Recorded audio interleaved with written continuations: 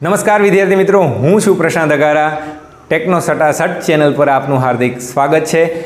तो विद्यार्थी मित्रों, धोरण 7 प्रकरण 1 पूर्णांक संख्याओनी अंदर आपणे जोवानुं छे। तो भणीए आगळ। हवे विद्यार्थी मित्रों,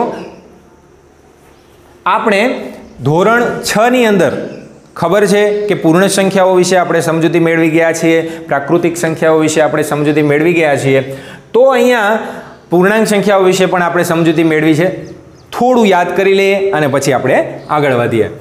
तो प्राकृतिक संख्याओं एटले शुं? तो कि प्राकृतिक संख्याओं एने कहेवाय के जेनी अंदर 1, 2, 3, 4, 5 आम अनंत सुधी चाल्या जाओ ने जे बधी संख्यानो समावेश थाय ए बधी संख्याने प्राकृतिक संख्याओ एटले के धन संख्याओ जे छे ए बधीनो समावेश थाय छे प्राकृतिक संख्याओमां। एवी ज रीते जो आपणे मात्र आ बधी धन संख्याओमां एक शून्यनो उमेरो करीए, धन संख्याओ वत्ता शून्य एटले के एमां उमेरो करवानो। उमेरो एटले आपणे एनी आगळ शून्य एटले शून्यनो जो समावेश करीए तो जे संख्याओ मळे छे ए पूर्ण संख्याओ मळे छे। तो विद्यार्थी मित्रों, आवी ज रीते जो पूर्ण संख्या अने ऋण संख्यानो ज्यारे समावेश थाय त्यारे जे बने छे संख्यानो समूह एने कहेवाय पूर्णांक संख्याओ। तो हवे आपणे तरत ज मगजमां आवी जाय पूर्णांक संख्याओ एटले के शून्य, धन संख्याओ अने ऋण संख्याओ आ त्रणेयनो जे समावेश करे एवा समूहने पूर्णांक संख्याओ कहेवाय। आवुं आपणे समजी गया छीए। तो हवे आगळ वधीए विद्यार्थी मित्रों, कारण के आपणे जे समजूती मेळववी छे एनी अंदर आपणे आगळ जईए।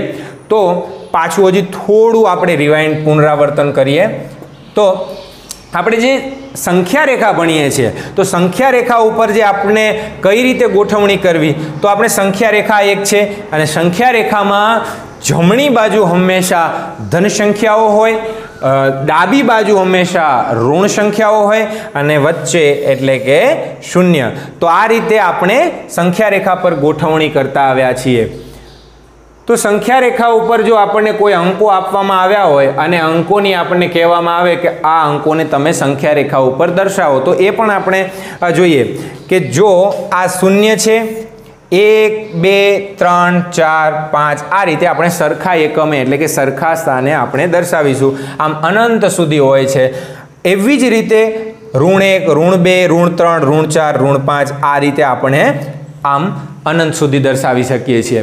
तो विद्यार्थी मित्रों, हवे जो आपने कोई संख्या रेखाना आधारित कोई एवुं कहेवामां आवे के संख्या रेखा आधारित तमे अंकोनुं स्थान छे एमां कहो के कई मोटी संख्या ने कई नानी संख्या दर्शावो, तो आपणे दर्शावी शकीए। अहींया हवे एम कहेवामां आवे के आ एक संख्या रेखा छे, तो एना आधारित जो आपणे 3 संख्याओ आपी देवामां आवे के आ 3 संख्या छे,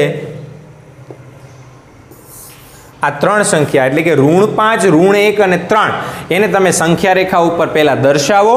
દર્શાવીને પછી તમે એમ કહો કે આમાંથી સૌથી મોટી કઈ છે અને સૌથી નાની કઈ છે અને એને ચડતા અને ઉતરતા ક્રમમાં દર્શાવો। એવું જો આપણને કહેવામાં આવે તો આપણે કહી શકીએ કે અહીંયા ઋણ 1 અહીંયા છે, ઋણ 5 અહીંયા છે અને ઋણ 3 અહીંયા। તો આ જે ઋણ 5, ઋણ 3 જે છે एवी ज रीते अहींया शून्य। हवे आपणे 3 संख्या आपी छे चढ़ता क्रम माटे। तो विद्यार्थी मित्रों, अहींया जे ऋण 5 छे एटले के जेम तमे डाबी बाजू संख्या रेखा उपर चालता जाओ, याद राखजो जेम डाबी बाजू चालता जाओ एम बधी संख्याओ जे किंमत छे नानी थती जशे अने जेम तमे जमणी बाजू चालता जाओ एम संख्यानी किंमत मोटी थती जशे। तो हवे आपणे सेजे खबर पड़ी गई कि ए आ जे ऋण 1 छे एनी डाबी तरफ ऋण 5 छे, तो ऋण 5 ए केवा थया? तो अहींया सौथी नाना छे एटले चढ़ता क्रममां सौथी नानी संख्या प्रथम आवे एटले आपणे एने पहेला लख्या। पछी चढ़ता क्रममां एथी मोटी आवे, कारण के आपणे चढ़ीए छीए तो एना करता मोटी संख्या एटले -1 અને ત્યાંથી એથી પણ મોટી સંખ્યા એટલે જમણી બાજુ 3 છે। જ્યારે આપણે ચડતા ક્રમમાં સંખ્યાઓને ગોઠવવાની હોય ત્યારે આપણે હંમેશા જમણી તરફ સંખ્યા રેખા ઉપર ચાલવાનું છે અને જ્યારે ઉતરતા ક્રમમાં ગોઠવવાની હોય ત્યારે હંમેશા આપણે ડાબી બાજુ ચાલવાનું છે, કારણ કે ઉતરતા ક્રમમાં સૌથી પહેલા મોટી આવે એટલે કે 3, પછી -1 અને પછી -5। તો આ જે છે એ ઉતરતો ક્રમ થયો અને આ છે ચડતો ક્રમ થયો। તો વિદ્યાર્થી મિત્રો, આપણને આ સંખ્યા આધારિત જે છે એ સંખ્યા રેખા આધારિત આપણને આ ખબર પડી। ત્યાર પછી જોઈએ, આટલી આપણને જો સંખ્યા આપી છે અહીંયા કે 14, 8, 3 એટલે કે 14, 8, 3, -4, -9 અને -16। તો આ જે સંખ્યા આપી છે અહીંયા સંખ્યા રેખા ઉપર વિદ્યાર્થી મિત્રો આપણે દર્શાવી છે કે આ જે 14 છે, 8 છે, 3 છે, -4, -9 અને -16। હવે જો આપણે ઉતરતો ક્રમ કીધો છે, ઉતરતો ક્રમ એટલે આપણે યાદ રાખવાનું છે કે અહીંયા આપણે ડાબી તરફ ચાલવાનું છે સંખ્યા રેખા ઉપર। તો અહીંથી આપણે ચાલવાની શરૂઆત કરીએ, કારણ કે આપણી સંખ્યામાં દર્શાવવામાં આપણે સૌથી પહેલા આ બાજુ જમણી બાજુ જે સંખ્યા મેઇન છે એ 14 છે, એટલે મોટી સંખ્યા છે। તો 14, પછી 8, પછી 3, -4, -9 અને -16। તો આ રીતે જે આપણો ઉતરતો ક્રમ બને છે। તો સંખ્યા રેખા ઉપર વિદ્યાર્થી મિત્રો યાદ રાખશું કે જમણી બાજુ ધન સંખ્યાઓ છે, ડાબી બાજુ ઋણ સંખ્યાઓ છે અને વચમાં શૂન્ય છે। અને યાદ રાખીશું કે જ્યારે ચડતો ક્રમ હોય તો આપણે ચડતા ક્રમમાં જમણી બાજુ દોડવાનું અને જો ઉતરતો ક્રમ આપણને કહેવામાં આવે તો આપણે ડાબી બાજુ દોડવાનું છે। ડાબી બાજુ દોડીએ એટલે આપણે મોટી સંખ્યાથી નાની તરફ જઈએ છીએ તો આપણે ઉતરતો ક્રમ મળે। ચડતા ક્રમ માટે જમણી બાજુ દોડશું એટલે આપણને નાની સંખ્યાથી મોટી સંખ્યાઓ મળે છે। હજી એક ઉદાહરણ દ્વારા આપણે અહીંયા સમજીએ કે એક સંખ્યા રેખા તમને વિદ્યાર્થી મિત્રો અહીંયા પૂર્ણાંક સંખ્યાઓ સંખ્યા રેખા ઉપર દર્શાવી છે। તો અહીંયા -3, -2 ને ક્રમશઃ આપણે અહીંયા ABCDના જે મૂળાક્ષરો છે એ મૂળાક્ષર પ્રમાણે આપણને નામ આપ્યા છે કે -3 અને જે -2 છે એમાં -3 ને જો આપણે ઈ કહીએ, -3 ને આપણે ઈ કહીએ અને -2 ને F કહીએ તો અંકિત કરવામાં આવેલ છે કયા પૂર્ણાંક સંખ્યાઓ દ્વારા આપણે આ B, D, H અને M અને O ને દર્શાવવામાં આવશે। તો વિદ્યાર્થી મિત્રો અહીંયા તમે જોઈ શકો, હવે હું આમ જો કરું કે અહીંયા -1, અહીંયા શું હશે? -1 હશે, અહીંયા શું હશે? 0 હશે, અહીંયા 1, 2, 3, 4, 5, 6 અને 7। એવી રીતે અહીંયા -4, -5, -6 અને -7। તો હવે આપણે આસાનીથી કહી શકશું કે B જે છે અહીંયા કઈ સંખ્યા એ દર્શાવવામાં આવે છે B દ્વારા?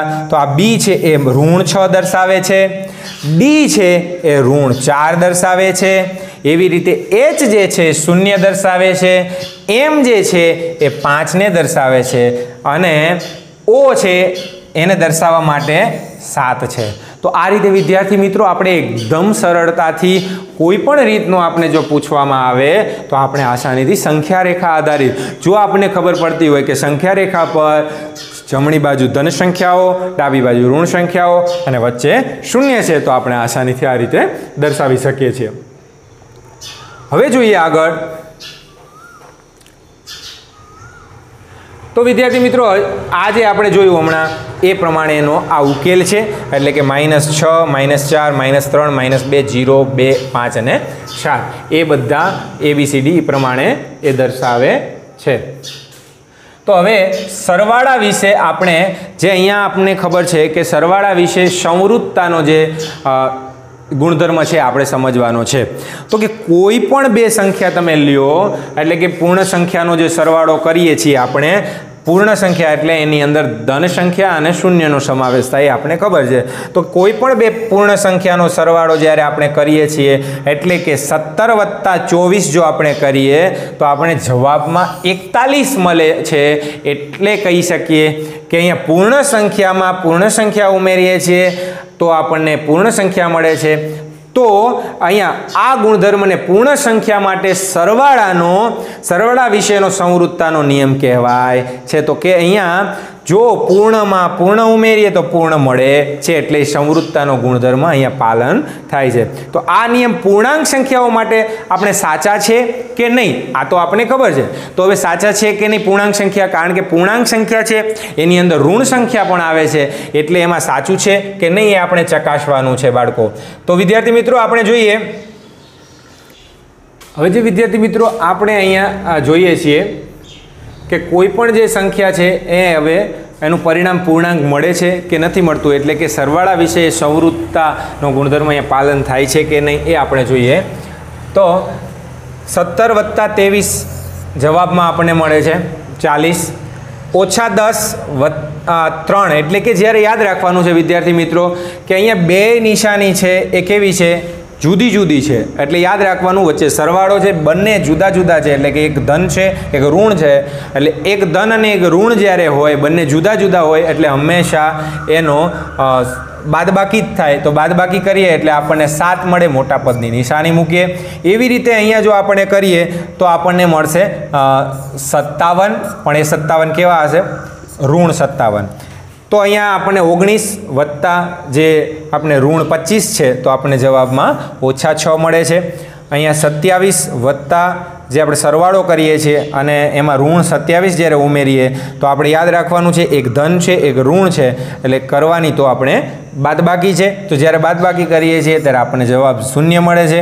એવી રીતે અહીંયા જો આપણે એક ધન અને એક ઋણ પણ અહીંયા 0 છે એટલે આપણે જવાબમાં ઋણ બાદબાકી કરતાં આપણને ઋણ 20 મળે છે.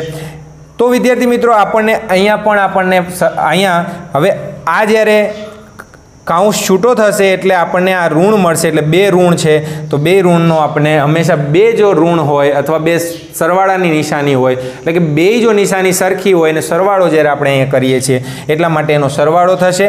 તો એ 35 વત્તા 10 એટલે 45, પણ ઋણ 45 કારણ કે બંને ઋણ છે. તો હવે વિદ્યાર્થી મિત્રો આપણે અહીંયા જોઈએ કે આ જે પરિણામ છે એ પણ પૂર્ણાંક મળે છે. અહીંયા ઋણ 7 એટલે કે ઋણ સંખ્યા મળે છે, એ પણ પૂર્ણાંક છે. તો પરિણામમાં આપણને પૂર્ણાંક મળે છે. -57 છે એ પણ આપણને પૂર્ણાંક મળે છે. 0 છે એ પણ પૂર્ણાંક મળે છે. -20 એ પણ પૂર્ણાંક છે. અને જ્યારે સરવાળો બે પૂર્ણાંક સંખ્યાનો કરીએ તો અહીંયા પણ આપણને પરિણામ પૂર્ણાંક જ મળે છે. તો વિદ્યાર્થી મિત્રો આપણને જે બંનેમાં પરિણામ જે મળ્યા છે એ સરવાળો કરતી વખતે આપણે પૂર્ણાંક મળે છે, એટલે આપણે કહી શકીએ કે બે પૂર્ણાંક સંખ્યાઓનો સરવાળો કરવાથી જો પરિણામ પણ આપણને પૂર્ણાંક સંખ્યા જ મળે છે. એટલે સામાન્ય રીતે કોઈ પણ બે પૂર્ણ સંખ્યા કોઈ પણ હોય એટલે કે એ પૂર્ણાંક હોય અને એની અંદર એનો સરવાળો બી પૂર્ણાંક કરીએ તો આપણે જવાબમાં હંમેશા પૂર્ણાંક જ મળે છે. એટલે કે અહીંયા સંવૃત્તતાનો ગુણધર્મ જોવા મળે છે, એટલે કે એ સરવાળા વિશે આ પૂર્ણાંક સંખ્યાઓ એ સંવૃત્ત છે.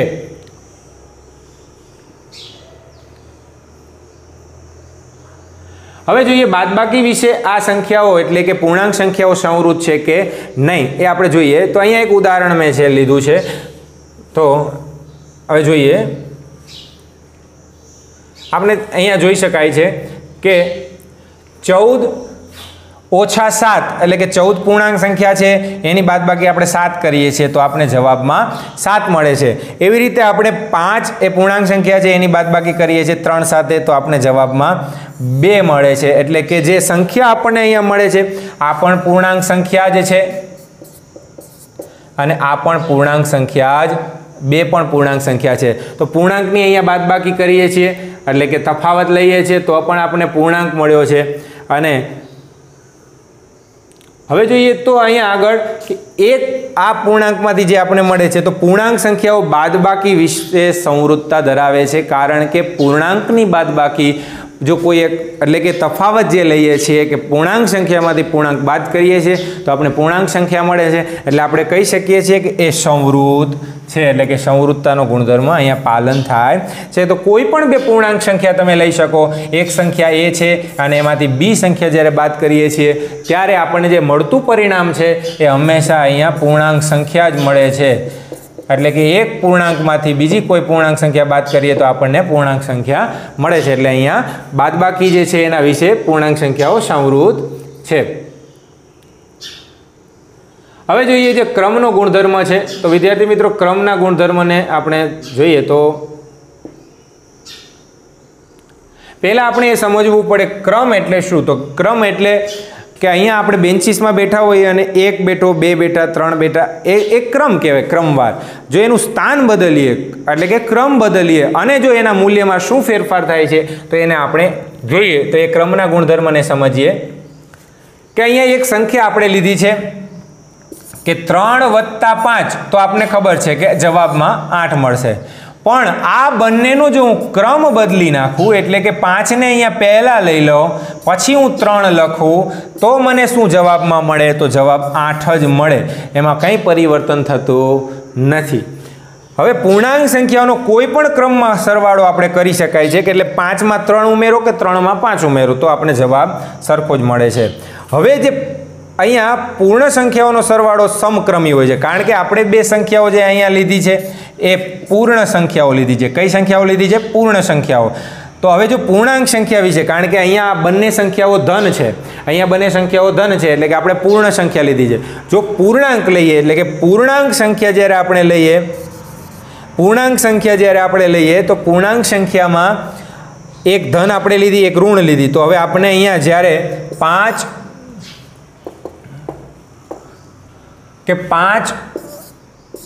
વત્તા ઋણ 6. હવે વિદ્યાર્થી મિત્રો, એક ધન છે, એક ઋણ છે, બે નિશાની જુદી થઈ એટલે આપણને ખબર છે બાદબાકી કરવાની થાય. તો અહીંયા બાદબાકી કરીએ તો આપણને જવાબ 1 મળે. પણ કેવો જવાબ મળશે? ઋણ 1.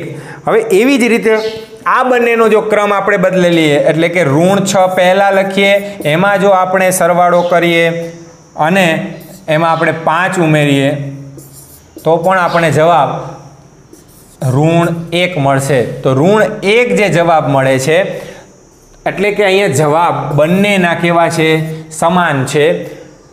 તો હજી એક ઉદાહરણ આપણે અહીંયા આગળ જોઈએ કે ઋણ 8 વત્તા ઋણ 9 અને ઋણ 9 વત્તા 8 જો આપણે કરીએ તો એમાં પણ જવાબ આપણને એટલે કે સરખો મળે છે. તો કોઈ પણ બે પૂર્ણાંક સંખ્યાઓ a અને b માટે આપણે કહી શકીએ કે a વત્તા b બરાબર b વત્તા a થાય. એટલે કે પૂર્ણાંક સંખ્યા જો કોઈ પણ હોય એનો જ્યારે ક્રમ બદલીએ છીએ છતાં જવાબમાં પરિવર્તન આવતું નથી. એટલે ક્રમ બદલાવતા જો પરિવર્તન ન આવે તો આપણે કહી શકીએ કે અહીંયા ક્રમના ગુણધર્મનું પાલન થાય છે. તો વિદ્યાર્થી મિત્રો, આપણે આજે અહીંયા સુધી આપણે રાખીએ અને હવે જો નેક્સ્ટ પાર્ટ 2ની અંદર આપણે મળશું. તો જો આપને આ લેક્ચર ગમ્યો હોય તો લાઇક, શેર એન્ડ સબસ્ક્રાઈબ ચોક્કસ કરજો. જે સબસ્ક્રાઈબનું બટન નીચે વિડીયોની નીચે જે આપે છે એની ઉપર તમે ટિક કરશો એટલે આપના મારા વિડીયો તમને મળતા રહેશે. તો મળીએ નેક્સ્ટ પાર્ટ 2ની અંદર. અસ્તુ. જય હિન્દ, જય ભારત.